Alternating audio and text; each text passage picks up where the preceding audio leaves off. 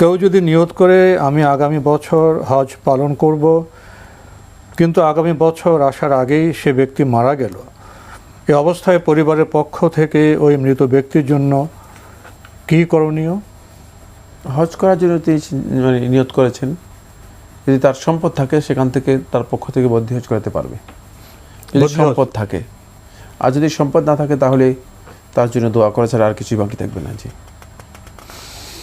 লিখেছেন, বিয়ের 12 বছর পর কোনো স্ত্রী যদি তার স্বামীকে বলেন, তোমাকে বিয়ে করাই আমার জীবনে সবচেয়ে ভুল ছিল, এক্ষেত্রে স্বামীর কী করণীয়? স্বামীর এখানে কোনো করণীয় নেই, স্ত্রী এরকম কথা বলতেই পারে। হাদিস দ্বারা সাব্যস্ত হয়েছে যে সমস্ত কারণে নারীরা জাহান্নামী হবে, জাহান্নামীদের বৈশিষ্ট্য এটি একটি, ইন্না কুন্না তাকফুরনাল আশির, সহিহ বুখারী হাদিস। রাসূলুল্লাহ সাল্লাল্লাহু আলাইহি ওয়াসাল্লাম বলেছেন যে তোমাদের একটা অভ্যাস হচ্ছে এটা যে তোমরা ছোটোখাটো বিষয় নিয়ে শেষ পর্যন্ত যত অনুগ্রহ আছে সবগুলো অনুগ্রহকে অস্বীকার করে বসো। এবং নারীদের এটা একেবারে স্বভাবজাত একটি বিষয়, তারা ভয়ঙ্করভাবে অকৃতজ্ঞ হয়। পরে ওই কৃতজ্ঞতার একটা লক্ষণ হচ্ছে এই যে 12 বছর যার খেয়েছে, মানে নিজের তো বাসা থেকে এনে খায় নাই, অবশ্যই খেয়েছে, এই লোকটারই খেয়েছে। তো সেই লোকটাকে এই কথা বলার অর্থই হচ্ছে সে জাহান্নামী চরিত্র বৈশিষ্ট্য তার মধ্যে এসে গিয়েছে। এই জন্য নারীদের উচিত হচ্ছে এই বিষয়গুলো খুব সতর্কতার সাথে দেখা।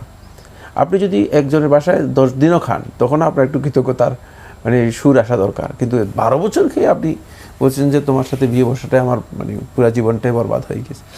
এই বিষয়গুলো আসলে খুবই ভয়ঙ্কর বিষয়। এই কারণে আল্লাহ রাসূল সাল্লাল্লাহু আলাইহি ওয়াসাল্লাম কঠিনভাবে এটাকে হাদিসের মধ্যে কঠিনভাবে উল্লেখ করেছেন এবং বলেছেন যে নারীদের জাহান্নামে যাওয়ার অন্যতম একটি কারণ হচ্ছে এটি। অকৃতজ্ঞ হওয়া কোনোভাবেই একজন নারীর জন্য উচিত নয়। এই ক্ষেত্রে পুরুষ ব্যক্তি আর কি বলবে, এতটুকু আল্লাহ তাআলার কাছে বলবে যে আমি তার ত্রুটি যতটুকু আছে যে আমি চেষ্টা করেছি, হয়তো সব কিছু দিতে পারিনি, এতটুকু বলবে। সেখানে পুরুষের জন্য উচিত নয় যে বাড়াবাড়ি করা। কিন্তু কোন নারী যদি এই ধরনের কথা বলে তাকে এটা তার জন্য বড় ধরনের অপরাধ, বড় ধরনের শাস্তির কারণ।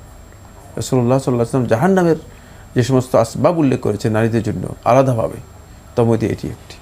জি। আরও লিখেছেন, স্বপ্নে মৃত ব্যক্তির খাওয়া দাওয়া করতে দেখা কিসের আলামত? স্বপ্নের তাবির আমরা করি না, আমাদের স্বাভাবিক নিয়ম হচ্ছে স্বপ্নের তাবির আমরা করি না।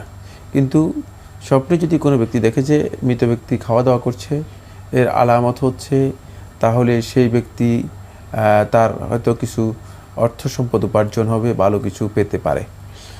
এটি স্বপ্নের মাধ্যমে বোঝা যায়। নির্ভর করবে এটা ব্যক্তির সাথে জড়িত, এটা এইভাবে মাসআলা নয়।